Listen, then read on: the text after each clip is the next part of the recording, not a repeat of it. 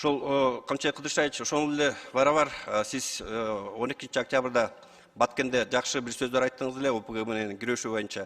17 ноябрда жергиликтүү кеңештин эмеси болот, шайлоосу болот. Ушул шайлоого ОПГга каршы кандидаттар келбесин, таза шайлоочулар келсин деп ушул жаатта жакшы иштер кылындыбы?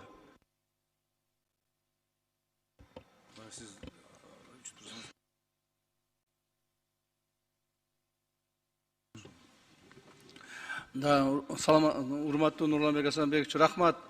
Ошол стадион боюнча айтканыңызга, эми биз стадиондорду бир эле Кара Балта шаарында эмес, бүт республика боюнча бардык стадиондорду калыбына келтирип жана жасап атабыз. Бул эми биздин урматтуу президентибиз Сандыр Кожоевичтин түздөн-түз берген бизге берген тапшырмасы болот. Андан сырткары мына шайлоо боюнча урматтуу депутаттар, ертең мына шайлоочуларга да кайрылып айтып коеюн. 17 ноябрь күнү жергиликтүү кеңештерге шайлоолор болот. Ушул жерде биз колубуздан келген бардык маселени чечкенге аракет кылдык.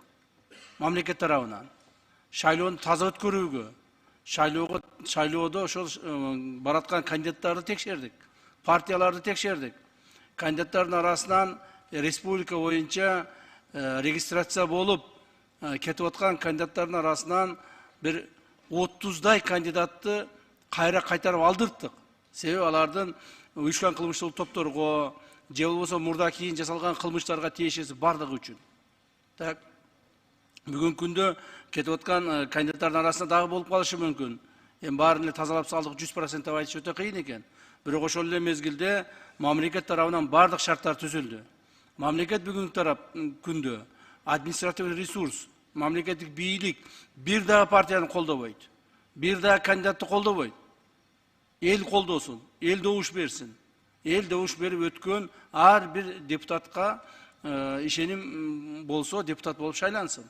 Аган эч кандай биз тиешебиз болбойт. Мындан кийин дагы 3 күн убакыт бар.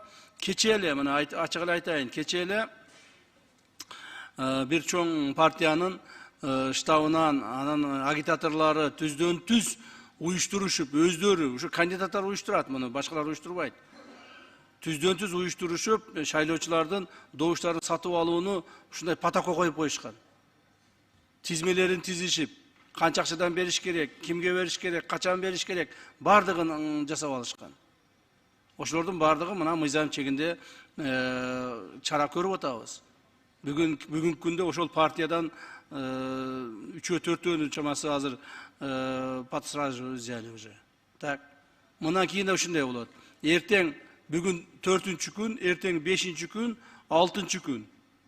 И ошол базар күнү шайлоо болуп аткан күндө да ушундай болот. Бардык коргоо органдары ошо бардык штабтарда, то есть жанагы шайлоо пункттарында, участкаларында иштешет.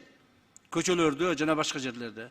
Ошондуктан шайлоочуларды сатып алууга барбагыла. Таза шайлоо өткүзгүлө. Талабы да ошондой болуп атат. Мындан ары таза шайлоо өткүзөйлү.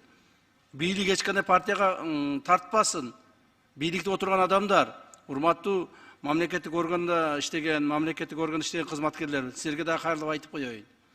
Бирөөңөр бир партияга тартып, же агитация кыла турган болсоңор, жоопко тартыласыңар. Өз добушуңарды бере бергиле каалаган адамга.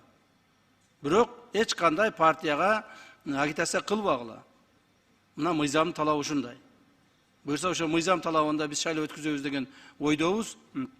Мындан ары бардык шайлоолор ушундай болот. Парламенттик шайлоодо ушундай болот. Президенттик шайлоодо ушундай болот. Ким эл кимди тандаса, ким эл өзүнүн үстүнөн башкарууну каалаган адамдарды эл өзү тандап алыш керек. Ал эми ушуга чейинки билесиңер, кандай гана шайлоолор болуп атты, кандай гана мыйзам бузуучулар болуп атты. Баарына көз жумчу элек. Баарына көз жумуп келген ушуга чейинки бийликтегилер. Биз көз жума албайбыз. Мыйзам бузуучулук болсо көз жума албайбыз. Ким болсо дагы жоопко тартабыз. Ушуну эсиңиздерге тутуп алыңыздар. Урматтуу шайлоочулар, урматтуу мамлекеттик кызматта иштеген биздин жарандарыбыз. Рахмат.